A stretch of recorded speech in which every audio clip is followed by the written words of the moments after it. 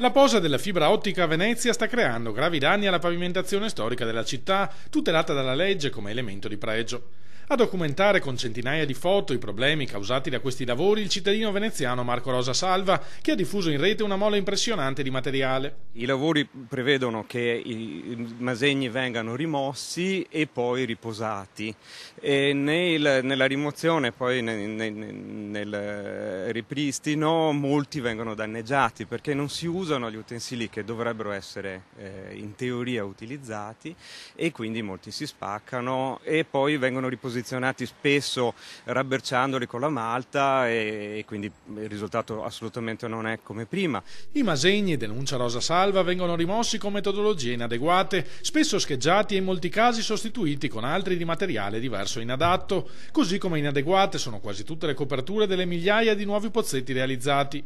Tutto ciò in violazione alle norme che tutelano questa parte importante del patrimonio artistico della città. I masegni originalmente provenivano dalle cave euganee, da Monselice, e soprattutto a seguito della istituzione giustissima del parco dei Colli Euganei, lo scavo è molto molto limitato, quindi queste particolari tipologie di tracchite sono diventate rare, e per questo motivo sarebbero ancora in teoria più preziose e degne di maggiore tutela. Rosa Salva è anche autore di una petizione online al sindaco Luigi Brugnaro, che ha superato le 2400 firme.